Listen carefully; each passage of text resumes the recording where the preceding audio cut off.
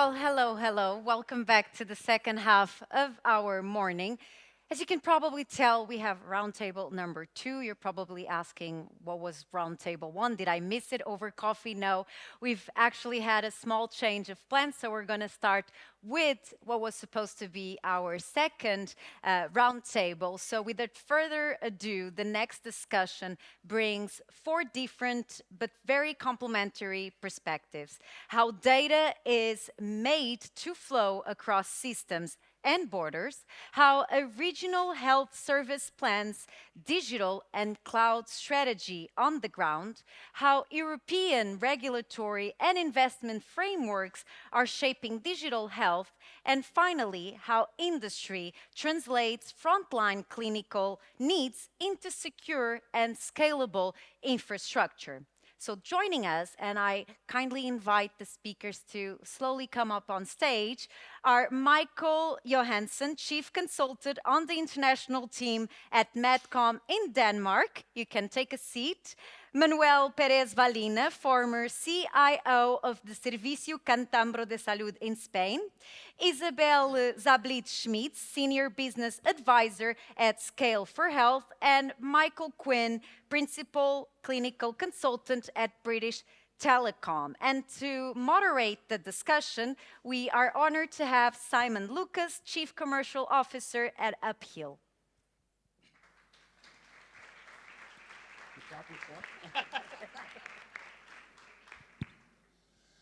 Thank you, everyone. So, clinical automation and AI in healthcare relies on 2 fundamental enablers: data and sovereignty, the ability to move that data in a trusted way. And this is a really quickly evolving space where even today, the EU is publishing new details on what it will mean for data sovereignty across Europe. But there's a lot of talk about what it could be. But really what we want to talk about in this session is what's actually happening. Now, we've got a really interesting panel here of people who've been involved in the policy, who've been involved in then setting up for commissioning and how they set up a region and how they deliver it. And then people at the coalface are really making this work in an intelligent way and creating value for patients, because ultimately that's why we're doing this. And I just want to frame, before we get into the detail, why does this really matter? Every single day, there are patients having healthcare interactions where there is imperfect data. The data exists somewhere in the system, but that data hasn't flowed, either within a border or across a border. And that leads to more inefficient care, worse care outcomes, and a badder experience for everyone in total. And so we're really keen here to understand, where is the policy at the moment? Where is that going?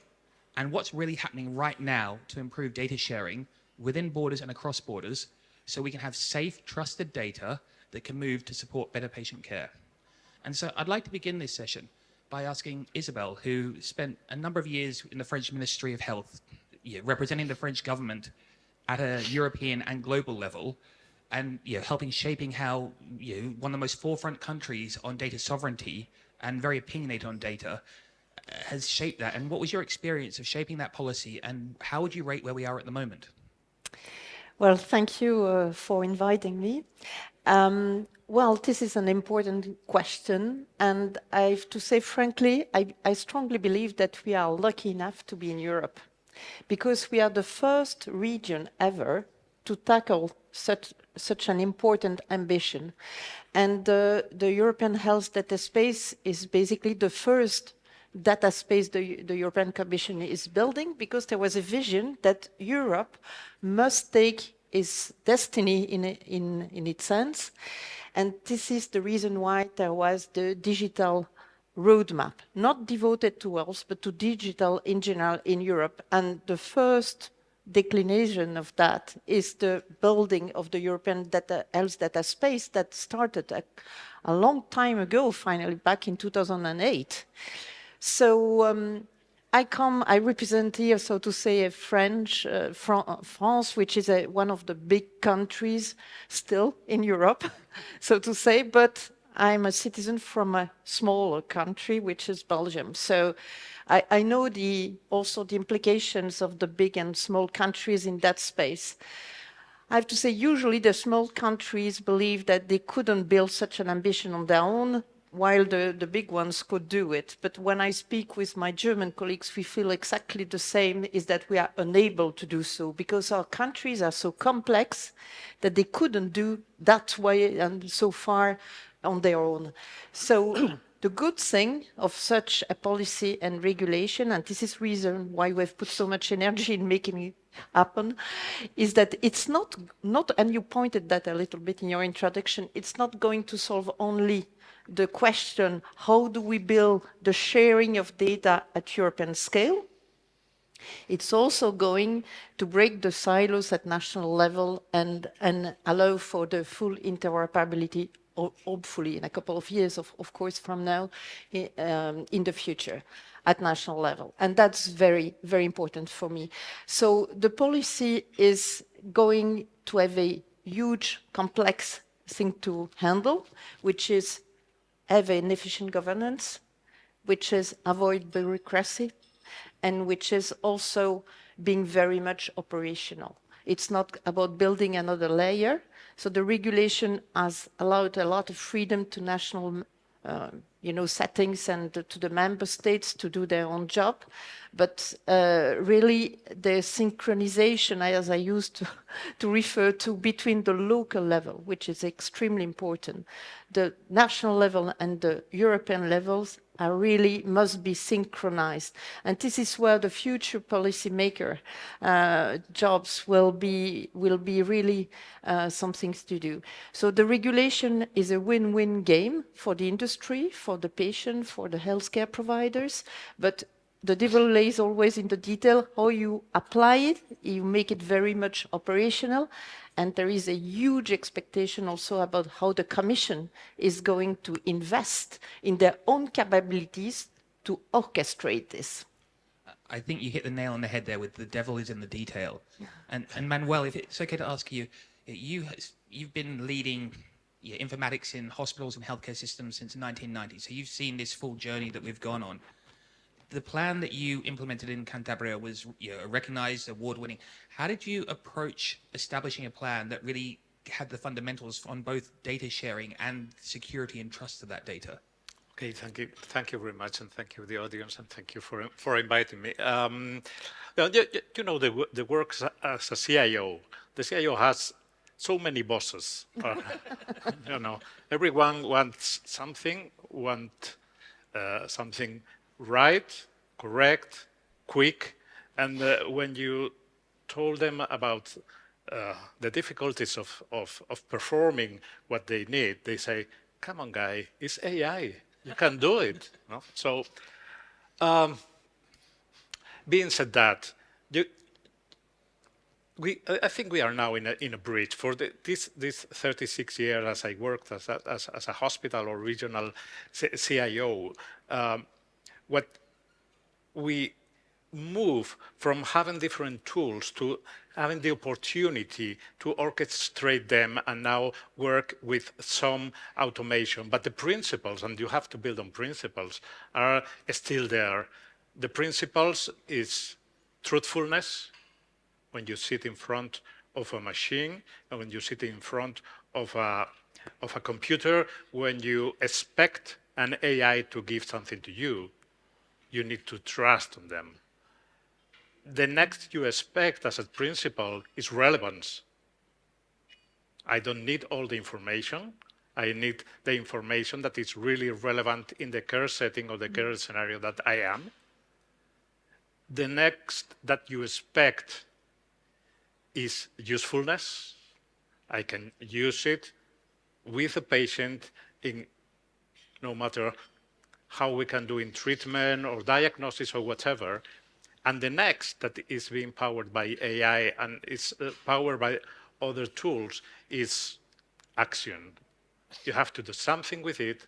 If not, we have tons and tons of data that literally mean nothing because they are not based on these principles, they are not based on terminology, things like that. No? So when we build this digital health plan, we were thinking as an IT strategy in these principles, and you need that. And saying truthfulness is really tough because thousands of people in a hospital or in primary care has to write down the right thing in the right moment for being available for others. So that is really, really very tough to do and has to do with change management and many other things. No? So our digital plan, digital health plan, try to build on these principles, changing the care model, and changing the care model is incorporate the patient with any tools, and really giving a real governance of IT. There's so many voices that have a CIO. It's from the commission to the doctor in the emergency department or nurses. So you have to be in all the stack. You've got a lot of bosses. Yeah.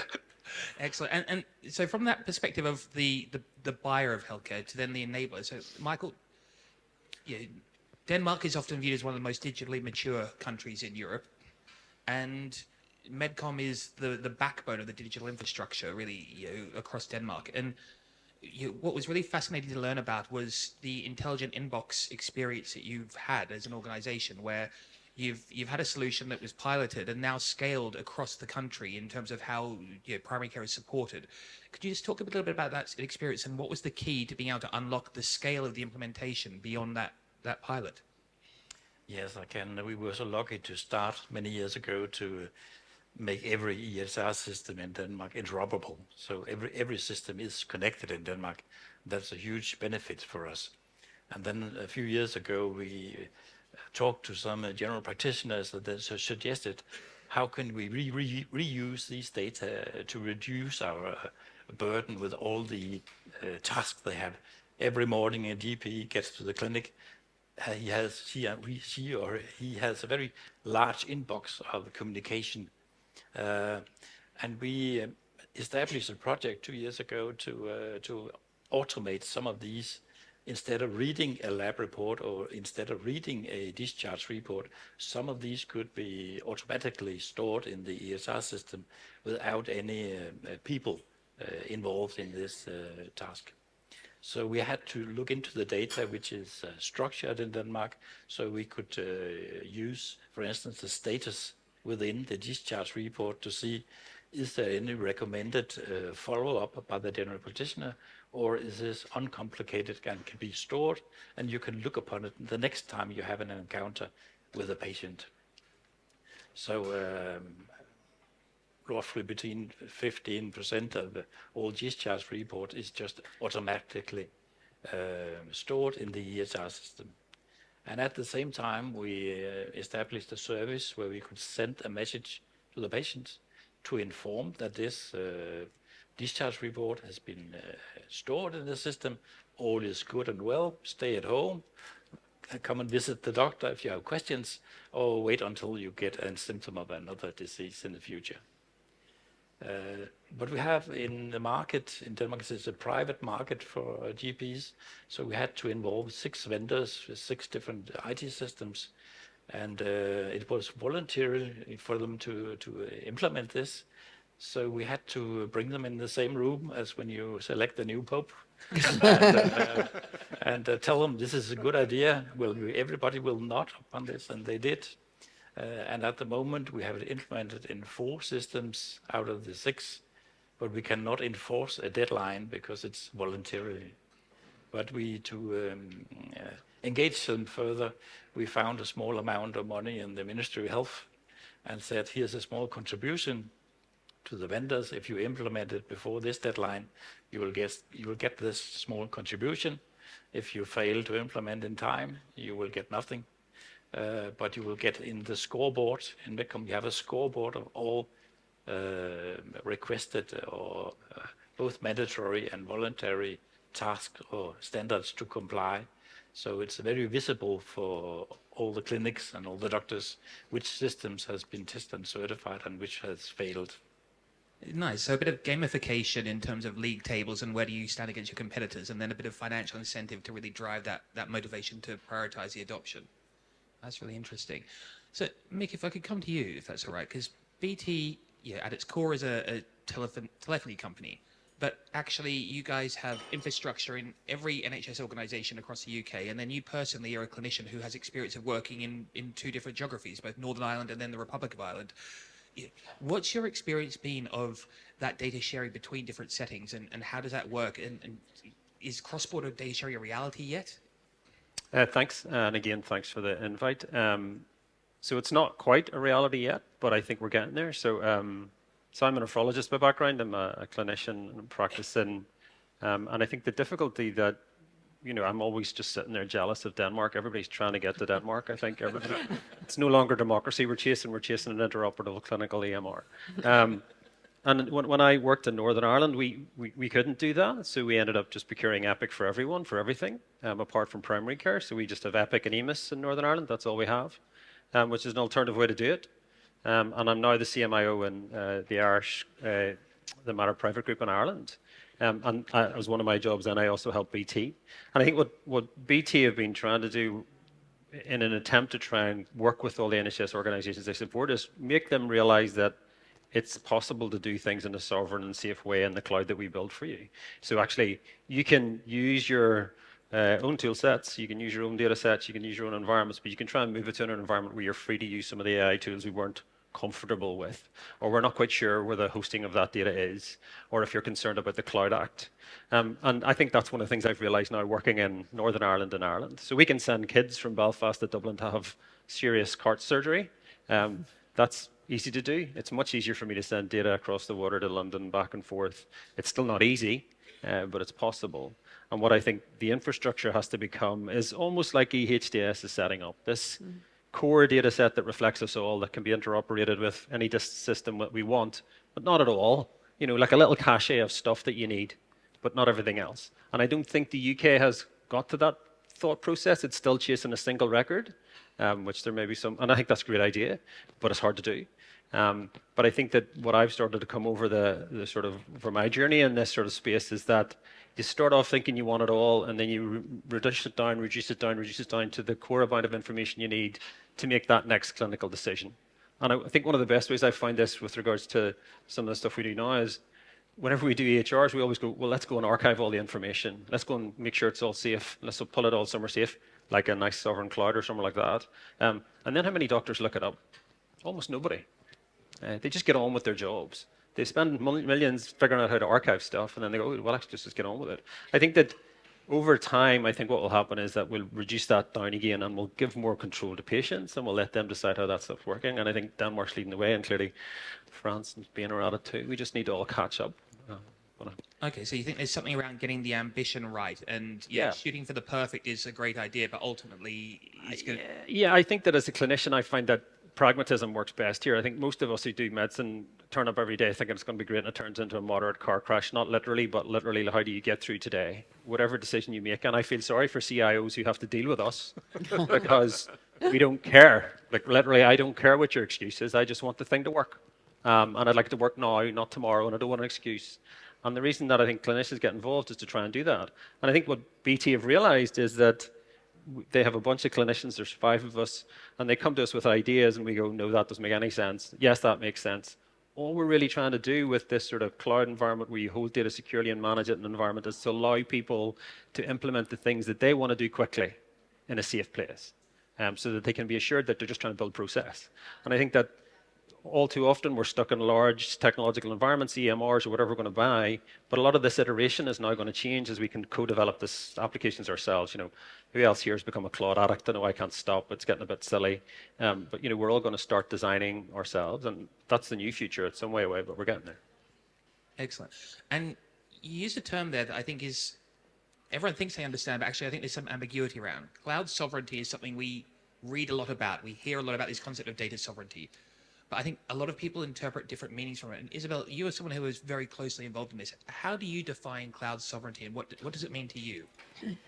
Well, the definition is something tricky and very, high-level scientists spend hours and seminars on that. I think this idea is brought back to the table due to the geopolitical context, because 2 years ago only, it wasn't fashionable to refer to that. and it comes back like a boomerang because this has been in the air for a couple of years now. In France, we have faced it very closely, so to say, because you know that the French regulation, so to say, has inspired EHDS1. We decided, well, I say the French government decided a couple of years ago to make this statement, which is data needs to be reused.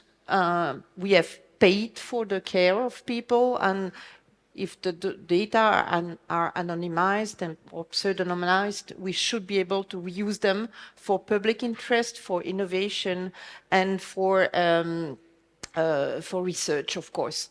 So this is the reason why there was the creation of the French Health Data Hub. But when, and then we switched to the question of trust.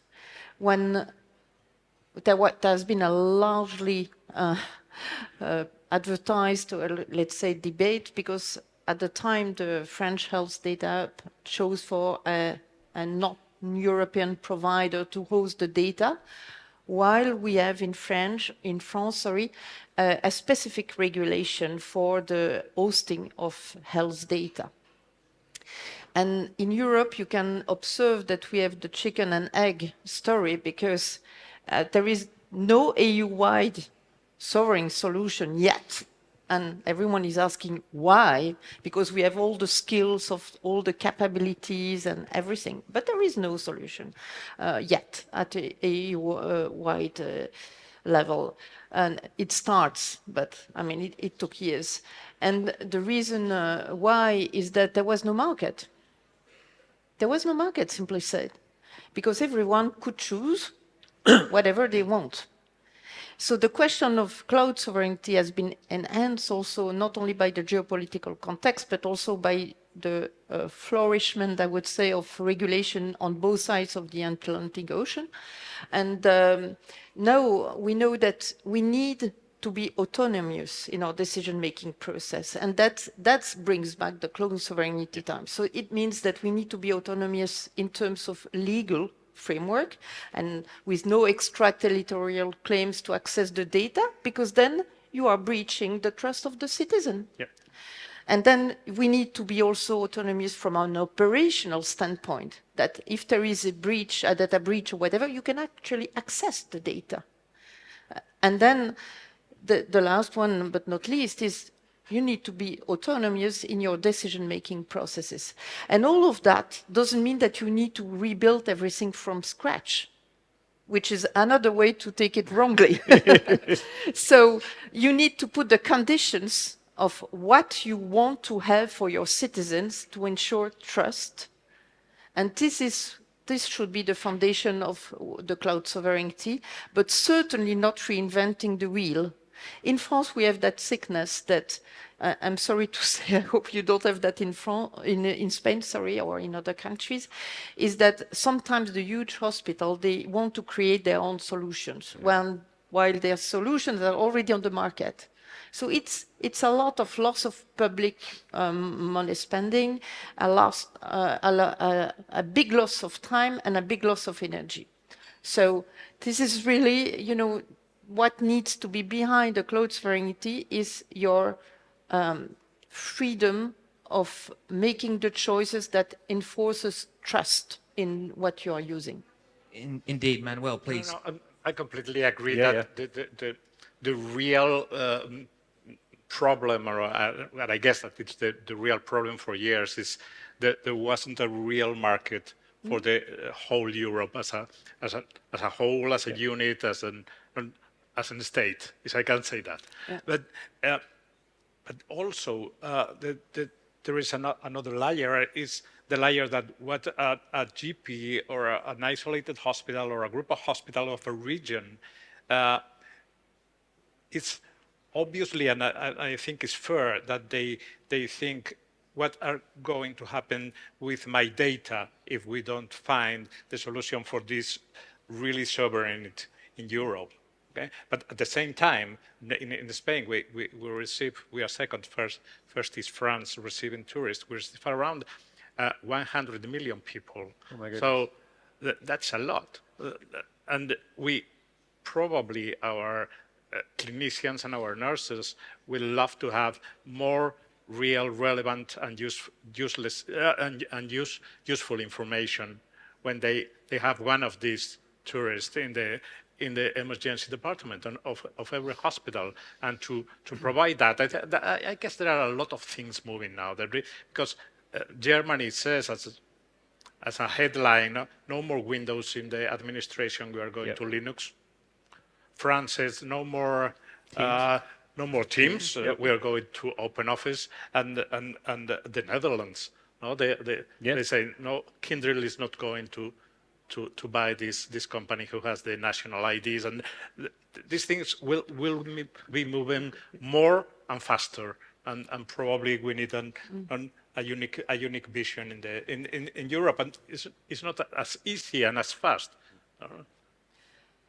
Maybe, one of the key points of EHDS, and it's very limited in the very beginning of the implementation, is the enforcement of standards. Yeah. Because we had niche markets everywhere. Love that. So, no, but really, I mean, even so, the fact that we are starting to agree on a European basis of standards is going to align the providers on those standards, and then, of course, the niche players will disappear over time.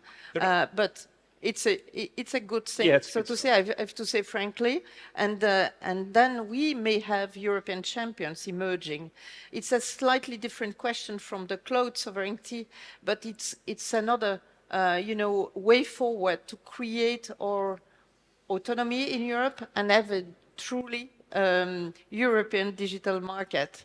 So for healthcare, because our data are so sensitive, we are looking at that very carefully, of course. And that's the reason, again, why France has put a special regulation for health data hosting, which has brought already a maturity on the market about the reflex that you need to have in terms of security, of also of the technologies that you need to have behind to support a 24 hours operation in hospital and things like that.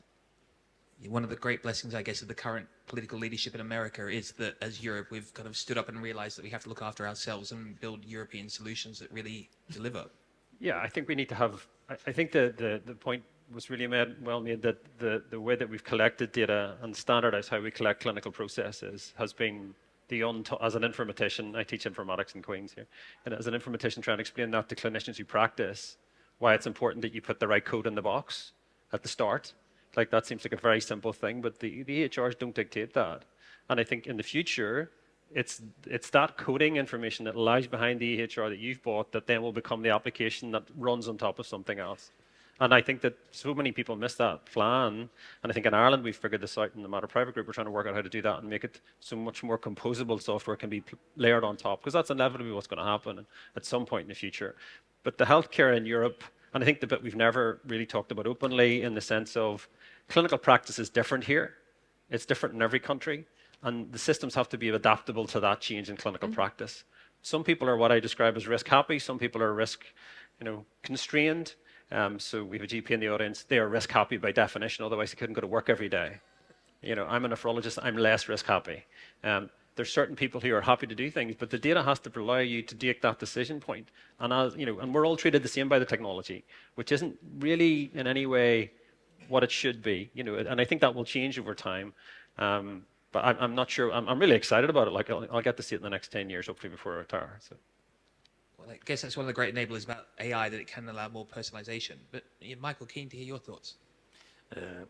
I have the thought that EHDS is going to help us on being a driver in being able to share data at a big level. We have a modernization project in Denmark where we have a lot of old stuff, and we are transforming them into FHIR documents and FHIR messages. And in this process, we see EHDS as a great benefit for us, so we can reuse the European exchange format internally in Denmark. So for vendors who have to comply to EHDS, they can reuse the structure and terminology for purposes within Denmark. So it should open up the market for EHR systems. Okay. And look, before we go to the audience to ask some questions, so please start thinking if there's anything you'd like to ask. But I'm keen to hear from each of you. In the next 1 to 2 years, what's the real tangible patient difference that you can see being unlocked in this space? Around, yeah, how will the flows of data and the governance and the structures around this that is still being decided and worked through right now, what can really change for me as a patient or in any of the countries we're talking about over the next 1 to 2 years? Michael, do you want to start with from a Danish perspective? Well, the Danish citizens have access to all their data through an app or health portal, so they can see the referrals and lab reports and things like that. I think there will be a shift in the years to come where we will see some apps and some guidance for the not the patients but the citizens, while they're not in an encounter in a hospital or not visiting the general practitioner but staying at home.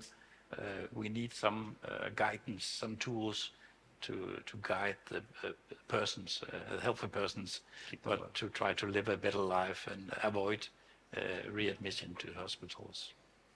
Isabel? Yeah, well, France, just a few years ago, I mean, in 2022, so not that, far away. We were one of the last ones in the class in Europe. And France has been jumping and is most probably going to be without any arrogance. But it's when you go from a very bad situation and you take the energy to move forward, then you can jump, like the Baltic states did for other reasons a while ago. So France can be a pioneer in the next stages, but there is still a very big question mark, is that at local level, I mean at hospital and group of hospital levels, because in France hospitals are organized in a group of hospitals at a regional level, there is a big question mark about how fast the importance of AI and the implication of EHDS will be translated in the redesign of process to better serve what has been discussed earlier this morning, the care pathways and also the efficiency of the decision-making processes for the doctors and so forth. So there is this big picture that we refer to at European or national level, but then in the daily care implementation, it means that investment should be prioritized in another way. Processes must be redesigned, and most importantly, data governance must be implemented at hospital or group of hospital levels. And there is not yet, I would say, a decent dissemination of that, problem to crack in the coming months and years. Okay. Manuel, any thoughts on the near term? What was happening in the past years and is happening now in Cantabria, I would say three things. One is process mining, building digital twins for some processes where they are starting in there. We seem really incredible things in that we really didn't know that were happening in that way. We assumed that the process was in that way, and a digital twin in primary care said not, and there are literally thousands of hours that we can save for the doctor, for the clinician to be in the right process. So process mining is, you can't improve what you don't know. And when you look at it really with detail, you simply don't know what was happening. Second, school of patients, a school of citizens, and that means health school for them. This is part of the digital health plan. This is more than auto care information for patients and carers. It's about learning them how to use tools, how to use the patient portal, how to use the app, building, and really listening to them how they can improve using the app, what we can do to improve the app. And the third one, and that I think is significant in Cantabria, is a plan that's called Cohorte Cantabria Cohort. That is that 50,000 citizens has volunteered to give us all their data, their genomic data, to build a really a really robust research platform in the region. And that I think if you can send this message to all the population, it's good for the patient to be part of their own care and of the healthcare system. That sounds really exciting. Mick? Yeah, I'm equally frightened and excited slightly. I think in Northern Ireland and in Ireland, we're behind the other parts of Europe in the sense we haven't got to the point of patient transparency with records and results, and we're getting there, and we're doing things to make that better. As a clinician, I think what's going to start happening is that patients are becoming even more informed. Like they know everything that I could possibly know because they've put it through Claude or ChatGPT and it's gone to open evidence and they've found out exactly what they think is going on. And then the conversation is more about my experience and their experience and how do we match them together. And I think one of the things that's going to happen over the next little while is there's going to be this huge frustration on the patient side because they're used to all these tools now being hugely better and we're not catching up quickly enough here. We're not providing them with the same sort of experience they want. And in a way, the clinicians will be the bit in the middle getting in the way. Because we're like the regulator of this care method. We're the one, the provider of it. We're the gatekeeper now. And so I'm excited, but I'm worried that we have to change as clinicians in the way that we sort of adapt to this. Because I don't think patients can adapt other than just be patients and want the right answer as best they can. So we're going to have to start realizing that maybe we don't need to know all the knowledge we think we need to know, and we need to ask these machines to help us a little bit so that they can use clinical decision support in a way that's actually meaningful and not pretend that it's there. And I mean that in a nice way. But if anybody's used any clinical support tools, it's not the one that I click out of because I don't care what it says. It's the one that I actually look at and go, oh yeah, that has a nuanced answer to a question that I want to know the answer to, not one that actually I don't know the answer to, but is easy to answer. There's pretend, or I would call it mystical clinical decision support. And I think that that's going to get to this strange position where patients will outsource their healthcare. Like, I don't know who looked up the thing. 3 in 10 people are now looking up ChatGPT before they go anywhere else for medical advice or something like that. So I think it's going to be a really remarkable time. And I think the health systems that do best are going to be the ones that embrace that sort of ambiguity. That's a really interesting perspective. We've talked a lot internally about this shift from Dr. Google to Dr. GPT. Yep. And that, it used to be the patient would turn up to the consultation, they'd think they know what was wrong with them. Now they're turning up to the consultation with a fully worked up plan, with what you should prescribe them, first line, second line, third line, with the titration plan.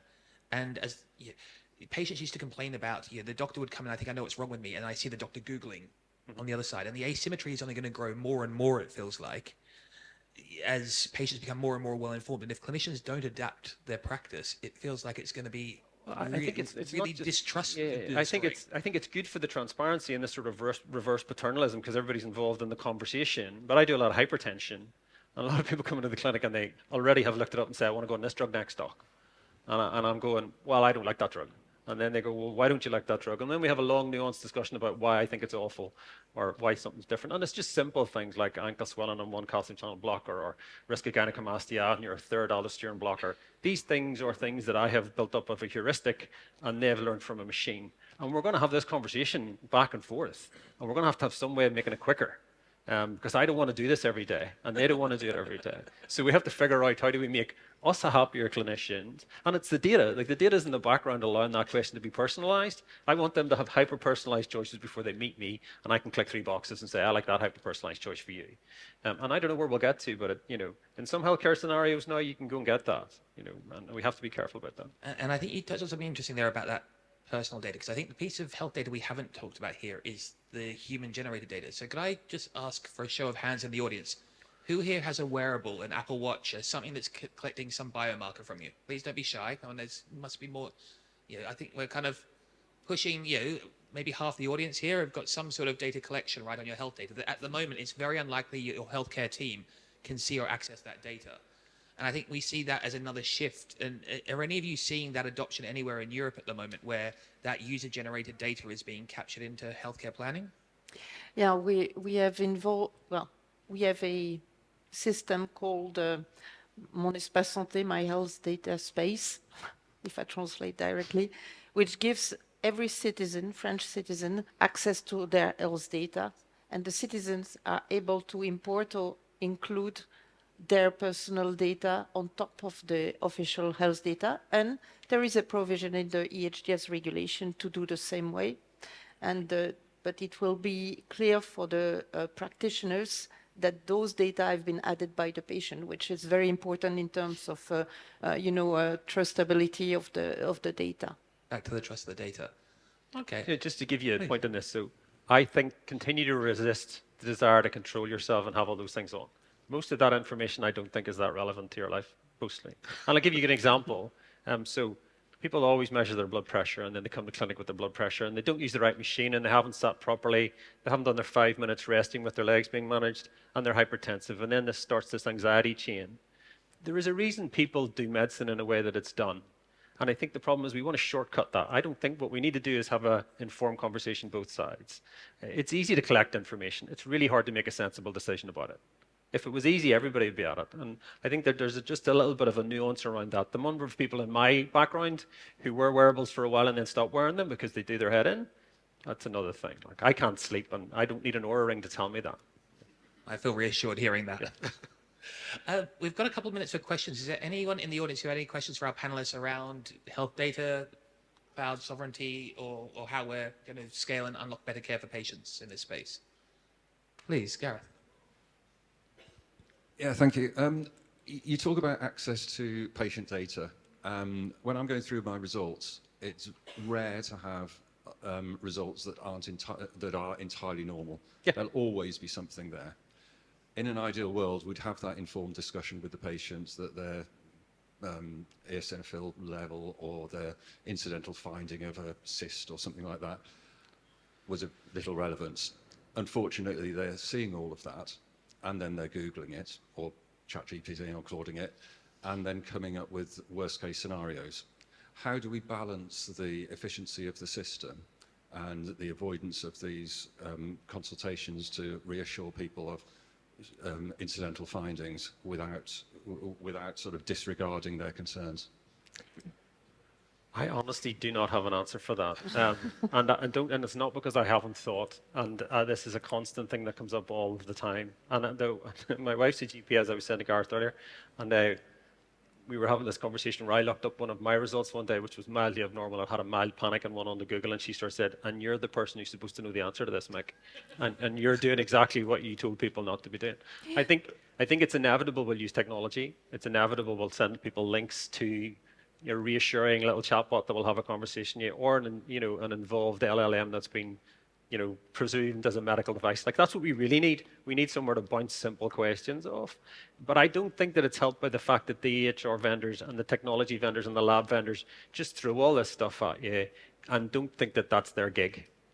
Sorry if you're in that space. But No, may I add that I'm not a clinician, I'm not a nurse, but what I strongly believe that we are in the era of the information that we can treat an acute patient as an acute patient.